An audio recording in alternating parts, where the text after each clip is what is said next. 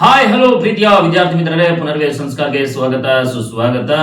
ವಿದ್ಯಾರ್ಥಿ ಮಿತ್ರರೇ, ಈ ಒಂದು ವಿಡಿಯೋ ಪ್ರತಿ ವಿದ್ಯಾರ್ಥಿಗಳಿಗೂ ಕೂಡ ಅನುಕೂಲ ಆಗುತ್ತೆ. ಸೊ ಖಂಡಿತ ಸ್ಕಿಪ್ ಮಾಡದೇ ಈ ಒಂದು ವಿಡಿಯೋವನ್ನ ನೋಡ್ತಾ ಬನ್ನಿ.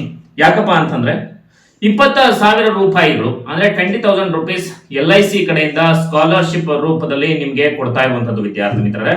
ಹಾಗಾದ್ರೆ ಈ ಒಂದು LIC ಗೋಲ್ಡನ್ ಜೂಬ್ಲಿ ಸ್ಕಾಲರ್ಶಿಪ್ ಏನಿದೆ, ಇದಕ್ಕೆ ನೀವು ಅಪ್ಲೈ ಮಾಡಬೇಕಾದ್ರೆ ಯಾವ ಒಂದು ಅರ್ಹತೆಗಳು ಇರಬೇಕು, ಯಾವ ರೀತಿಯಾಗಿ ಅಪ್ಲೈ ಮಾಡಬೇಕು ಅನ್ನೋದನ್ನ ಈ ಒಂದು ವಿಡಿಯೋದಲ್ಲಿ ನಾನು ನಿಮ್ಗೆ ಸಂಪೂರ್ಣವಾಗಿ ತಿಳಿಸ್ಕೊಡ್ತಾ ಹೋಗ್ತೀನಿ. ಅದಕ್ಕಿಂತ ಮುಂಚೆ ಹೊಸದಾಗಿ ನೀವು ನಮ್ಮ ಚಾನಲ್ಗೆ ಭೇಟಿಯನ್ನ ಕೊಟ್ಟಿದ್ರೆ ಇನ್ನೂ ಕೂಡ ನಮ್ಮ ಚಾನಲ್ ಅನ್ನ ಸಬ್ಸ್ಕ್ರೈಬ್ ಮಾಡಲಿಲ್ಲ ಅಂತಂದ್ರೆ ಸಬ್ಸ್ಕ್ರೈಬ್ ಮಾಡಿ. ಹಾಗೇನೆ ಹೆಚ್ಚಿನ ಒಂದು ಶೈಕ್ಷಣಿಕ ಸುದ್ದಿಗಳಿಗಾಗಿ ಹಾಗೇನೆ ಸ್ಕಾಲರ್ಶಿಪ್ ಅಪ್ಡೇಟ್ಸ್ಗಾಗಿ ಪಕ್ಕದಲ್ಲೇ ಇರುವಂತಹ ಬೆಲ್ ಐಕಾನ್ ಕ್ಲಿಕ್ ಮಾಡಿ ಹಾಲ್ ಅನ್ನೋದನ್ನ ಹೊತ್ತಿ ಅಂತ ಹೇಳ್ತಾ ಬನ್ನಿ ಈಗ ವಿಡಿಯೋನ ಶುರು ಮಾಡೋಣ. ಸೊ ವಿದ್ಯಾರ್ಥಿ ಮಿತ್ರರೇ, ನಾನು ಮೊದಲೇ ಹೇಳಿದ ಹಾಗೆ ಸ್ಕಾಲರ್ಶಿಪ್ ಬಂದಿರುವಂತದ್ದು LIC golden jubilee scholarship. So ಈಗ ನೀವು ಈ ಯೋಜನೆಯ ಮುಖ್ಯ ಉದ್ದೇಶ ಏನಪ್ಪಾ ಅಂತಂದ್ರೆ, ದೇಶದಲ್ಲಿ ಉನ್ನತ ಶಿಕ್ಷಣವನ್ನ ಪಡೆಯೋದಿಕ್ಕೆ ಬಯಸ್ತಾ ಇರುವಂತಹ ಏನು ವಿದ್ಯಾರ್ಥಿಗಳಿದ್ದಾರೆ ಅವರಿಗೆ ಎಕನಾಮಿಕಲಿ ಅಂದ್ರೆ ಆರ್ಥಿಕವಾಗಿ ಅಕಸ್ಮಾತ್ ಏನಾದ್ರು ಹಿಂದೆ ಉಳಿದಿದ್ರೆ ಅವರು ಕೂಡ ಉನ್ನತ ಶಿಕ್ಷಣವನ್ನ ಪಡೆಯೋದಕ್ಕೆ ಸಾಧ್ಯ ಆಗ್ತಾ ಇರೋದಿಲ್ಲ. ಯಾರು ಹಿಂದೆ ಉಳಿದಿರ್ತಾರೆ, ಅವರು ಯಾರು ಆರ್ಥಿಕವಾಗಿ ಹಿಂದೆ ಉಳಿದಿರೋರು ದೌರ್ಬಲ್ಯರಾಗಿರ್ತಾರೆ ಉನ್ನತ ಶಿಕ್ಷಣವನ್ನ ಪಡ್ಕೊಳ್ಳೋದಿಕ್ಕೆ. ಸೊ ಅಂತವರಿಗೆ ಈ ಎಲ್ಲಾ ಸಮಸ್ಯೆಗಳನ್ನ ಗಮನದಲ್ಲಿಟ್ಕೊಂಡು LIC ಅವರು ಅಂದ್ರೆ ಭಾರತೀಯ ಜೀವ ವಿಮಾ ನಿಗಮ ಅಂತ ಏನ್ ಹೇಳ್ತೀವಿ, ಅವ್ರು ಏನ್ ಮಾಡಿದ್ದಾರೆ ಅಂತಂದ್ರೆ ವಿದ್ಯಾವಂತ ವಿದ್ಯಾರ್ಥಿಗಳಿಗೆ ಈ LIC ಸ್ಕಾಲರ್ಶಿಪ್ ಅನ್ನ ಈ LIC ಸ್ಕಾಲರ್ಶಿಪ್ ಅನ್ನ ತಂದಿರುವಂತದ್ದು. ಉನ್ನತ ಶಿಕ್ಷಣಕ್ಕೆ ಅವಕಾಶವನ್ನ ಒದಗಿಸಿಕೊಡುವ ಸಲುವಾಗಿ ಈ ಒಂದು ಸ್ಕಾಲರ್ಶಿಪ್ ಅನ್ನ ತಂದಿರುವಂತದ್ದು ವಿದ್ಯಾರ್ಥಿ ಮಿತ್ರರೇ. ಇನ್ನು ಈ ಸ್ಕಾಲರ್ಶಿಪ್ಗೆ ಅರ್ಜಿಯನ್ನ ಸಲ್ಲಿಸೋದಕ್ಕೆ ಬೇಕಾದಂತಹ ಅರ್ಹತೆಗಳು ಏನು ಅನ್ನೋದನ್ನ ನೋಡೋದಾದ್ರೆ, ವಿದ್ಯಾರ್ಥಿ ವೇತನಕ್ಕೆ ಅರ್ಜಿ ಸಲ್ಲಿಸಲು 2021-22ನೇ ಶೈಕ್ಷಣಿಕ ವರ್ಷದಲ್ಲಿ ಅರ್ಜಿದಾರರು ಕನಿಷ್ಠ 60% ಅಂಕಗಳೊಂದಿಗೆ 12ನೇ ತರಗತಿಯನ್ನ ಪೂರ್ಣಗೊಳಿಸಿರಬೇಕು. ನೀವು 12ನೇ ತರಗತಿ ಪಾಸ್ ಆಗಿರಬೇಕು ಅಂದ್ರೆ ಸೆಕೆಂಡ್ PUC ಪಾಸ್ ಆಗಿರಬೇಕು. ಪಾಸ್ ಆಗಿದ್ರೆ ಎಷ್ಟು ಪರ್ಸೆಂಟೇಜ್ ಇರಬೇಕು? 60% ಇರಬೇಕು. ಗೊತ್ತಾಯ್ತಲ್ವಾ ವಿದ್ಯಾರ್ಥಿ ಮಿತ್ರರೇ. ನೆಕ್ಸ್ಟ್ 10ನೇ ತರಗತಿಯಲ್ಲಿ ಉತ್ತೀರ್ಣರಾಗಿರುವ ಹೆಣ್ಣು ಮಗು, ನೋಡಿ ಹೆಣ್ಣು ಮಗು, ಗಂಡು ಮಗು ಅಲ್ಲ, ಹೆಣ್ಣು ಮಗು ತನ್ನ ಶಿಕ್ಷಣವನ್ನ ಮುಂದುವರಿಸಲು ವಿದ್ಯಾರ್ಥಿ ವೇತನಕ್ಕೆ ಅರ್ಜಿಯನ್ನ ಸಲ್ಲಿಸಬಹುದಾಗಿದೆ. ಹೆಣ್ಣು ಮಗು ವಿದ್ಯಾರ್ಥಿ ವೇತನಕ್ಕೆ ಅರ್ಜಿಯನ್ನ ಸಲ್ಲಿಸಬಹುದಾಗಿದೆ. ಅಕಸ್ಮಾತ್ 10th ಪಾಸ್ ಆಗಿ ಫಸ್ಟ್ PUC ಜಾಯ್ನ್ ಆಗಿರೋರು ಕೂಡ ಅರ್ಜಿಯನ್ನ ಸಲ್ಲಿಸಬಹುದು.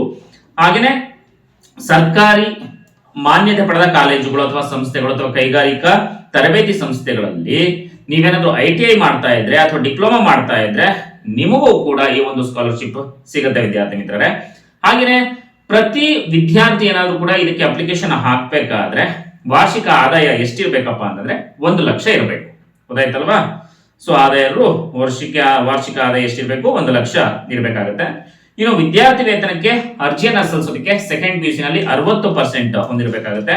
ಹಾಗೇನೆ ಯಾವುದೇ ವಿಷಯದಲ್ಲಿ ನೀವು ಪದವಿನಾದ್ರೂ ಮಾಡ್ತಾ ಇರಿ ಅಥವಾ ಸ್ನಾತಕೋತ್ತರ ಮಾಡ್ತಾ ಇರಿ ಅಥವಾ ITI ಮಾಡ್ತಾ ಇರಿ, ಡಿಪ್ಲೊಮಾ ಮಾಡ್ತಾ ಇರಿ, ನೀವು ಕೂಡ ಈ ಒಂದು ಸ್ಕಾಲರ್ಶಿಪ್ಗೆ ಅರ್ಜಿಯನ್ನ ಹಾಕ್ಬೋದು. ಅಥವಾ ಕರೆಸ್ಪಾಂಡೆನ್ಸ್ ಮಾಡ್ತಾ ಇದ್ರು ಕೂಡ ನೀವು ಕೂಡ ಅರ್ಜಿಯನ್ನ ಹಾಕ್ಬೋದು.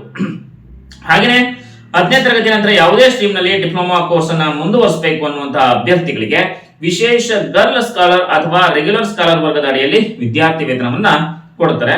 ಹಾಗೇನೆ ವಿಶೇಷ ಹೆಣ್ಣು ಮಗು ವರ್ಗದ ಅಡಿಯಲ್ಲಿ ಆಯ್ಕೆಯಾದ ಅಭ್ಯರ್ಥಿಗಳು ನವೀಕರಣ ವಿದ್ಯಾರ್ಥಿ ವೇತನಕ್ಕೆ ಅರ್ಹರಾಗಲು 11ನೇ ತರಗತಿ ಅಂದ್ರೆ ಫಸ್ಟ್ PUC ನಲ್ಲಿ 50% ಅಂಕಗಳನ್ನ ಗಳಿಸಿರಬೇಕು. ವಿಶೇಷ ಚೇತನ ಅಂದ್ರೆ ಹ್ಯಾಂಡಿಕ್ಯಾಪ್ ಆಗಿರ್ಬೋದು ಅಥವಾ ಕಿವಿ ಕೇಳದೇ ಇರುವಂತದ್ದು, ಸ್ವಲ್ಪ ಮಾತು ತೊದಲು ಇರುವಂತದ್ದು. ಸೊ ಇವರು ಕೂಡ 50% ಅಷ್ಟು ಇದ್ರೆ ಸಾಕು.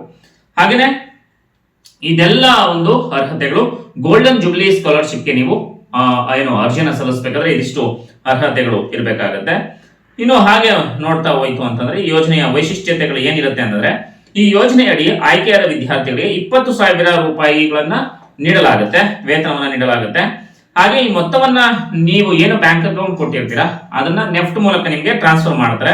ಹಾಗೇನೆ ಸೆಕೆಂಡ್ PUC ನಲ್ಲಿ ಓದ್ತಾ ಇರುವಂತಹ ಅಥವಾ 12ನೇ ತರಗತಿಯಲ್ಲಿ ಓದ್ತಾ ಇರುವಂತಹ ವಿಶೇಷ ಹೆಣ್ಣು ಮಗುವಿಗೆ ಈ ಯೋಜನೆಯ ಮೂಲಕ ವರ್ಷಕ್ಕೆ 3 ಕಂತುಗಳಲ್ಲಿ ನಿಮಗೆ 10,000 ರೂಪಾಯಿಗಳನ್ನ ಕೊಡ್ತಾರೆ. ಹಾಗೇನೆ ವಿದ್ಯಾರ್ಥಿ ವೇತನವನ್ನ ಪಡೆಯೋದಕ್ಕೆ ಅಭ್ಯರ್ಥಿಯು ಅವನ ಅಥವಾ ಅವಳ ಬ್ಯಾಂಕ್ ಖಾತೆ ವಿವರಗಳು ಮತ್ತು IFSC ಕೋಡ್ ಮತ್ತು ಅವನ ಅಥವಾ ಅವಳ ಹೆಸರಿನಲ್ಲಿ ರದ್ದುಪಡಿಸಿದ ಚೆಕ್ ಅನ್ನ ಒದಗಿಸಬೇಕಾಗತ್ತೆ. ಗೊತ್ತಾಯ್ತಲ್ವಾ. ಸೊ ನೆಕ್ಸ್ಟ್ ಇನ್ನು ಇದಕ್ಕೆ ಅರ್ಜಿ ಸಲ್ಲಿಸಬೇಕಾದ ದಾಖಲೆಗಳು ಏನೇನ್ ಬೇಕಪ್ಪ ಅಂದ್ರೆ, ಆಧಾರ್ ಕಾರ್ಡ್ ಬೇಕು, ಗುರುತಿನ ಚೀಟಿ ಬೇಕು, ಹಾಗೇನೆ ಶೈಕ್ಷಣಿಕ ಅರ್ಹತೆಯ ದಾಖಲೆ ಅಂದ್ರೆ ನಿಮ್ದೇನ್ ಮಾಸ್ ಕಾರ್ಡ್ ಕೊಟ್ಟಿರ್ತಾರಲ್ವಾ, ಸೊ ಆ ಮಾಸ್ ಕಾರ್ಡ್ ನ ಕೊಡ್ಬೇಕಾಗತ್ತೆ. ಹಾಗೇನೆ ನೀವೇನಾದ್ರೂ ಫಸ್ಟ್ PUC ಅಥವಾ ಸೆಕೆಂಡ್ PUC ಗೆ ಎಂಟ್ರಿ ಬರ್ಕೊಂಡಿರ್ತೀರಾ, ಫೀಸ್ ಕಟ್ಟಿರ್ತೀರಾ, ಆ ಫೀಸ್ ರಿಸಿಪ್ಟ್ ಇರಬೇಕಾಗುತ್ತೆ, ರಶೀದಿ ಇರಬೇಕಾಗುತ್ತೆ. ಹಾಗೇನೆ ನಿಮ್ದು ಕ್ಯಾಶ್ ಸರ್ಟಿಫಿಕೇಟ್ ಅಥವಾ ಇನ್ಕಮ್ ಸರ್ಟಿಫಿಕೇಟ್ ಇರಬೇಕಾಗುತ್ತೆ. ಹಾಗೇನೆ ಬ್ಯಾಂಕ್ ಖಾತೆ ಪುಸ್ತಕ, ಗೊತ್ತಾಯ್ತಲ್ವಾ? ಅದಿಲ್ಲ ಅಂತಂದ್ರೆ ರದ್ದಾದ ಚೆಕ್ ಅಂದ್ರೆ ಕ್ಯಾನ್ಸಲ್ ಚೆಕ್ ನ ನೀವು ಕೊಡಬೇಕಾಗುತ್ತೆ. ಪಾಸ್ಪೋರ್ಟ್ ಗಾತ್ರದ ಫೋಟೋ ಇರಬೇಕು, ಹಾಗೇನೆ ಮೊಬೈಲ್ ನಂಬರ್ ಇರಬೇಕು. ಇದಕ್ಕೆ ಅರ್ಜಿ ಸಲ್ಲಿಸೋದಕ್ಕೆ ಕೊನೆಯ ದಿನಾಂಕ ಯಾವ್ದಪ್ಪ ಅಂತಂದ್ರೆ 18ನೇ ತಾರೀಕು ಡಿಸೆಂಬರ್ 2022, ಇದೇ ತಿಂಗಳ 18ನೇ ತಾರೀಕು ಕೊನೆಯ ಒಂದು ದಿನ ಆಗಿರುವಂತದ್ದು ವಿದ್ಯಾರ್ಥಿ ಮಿತ್ರರೇ. ಸೊ ಮರಿದನೆ ನೀವೇನ್ ಮಾಡಿ ಅಂತಂದ್ರೆ ಸೊ ಸ್ಕಾಲರ್ಶಿಪ್ಗೆ ಅರ್ಜಿಯನ್ನ ಸಲ್ಲಿಸಿ.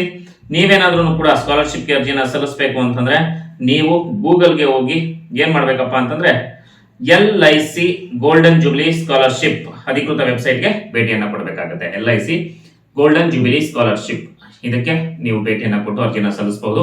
ಈ ವಿಡಿಯೋ ಸಹಾಯ ಆಗಿದ್ರೆ ನಿಮ್ಮೆಲ್ಲ ಫ್ರೆಂಡ್ಸ್ಗೂ ಕೂಡ ಶೇರ್ ಮಾಡಿ. ಹೆಚ್ಚಿನ ಸ್ಕಾಲರ್ಶಿಪ್ ಸುದ್ದಿಗಳಿಗಾಗಿ ನೋಡ್ತಾ ಇರಿ ಪುನರ್ವೇದ ಸಂಸ್ಕಾರ ಚಾನಲ್. ಎಲ್ಲರಿಗೂ ನಮಸ್ಕಾರ.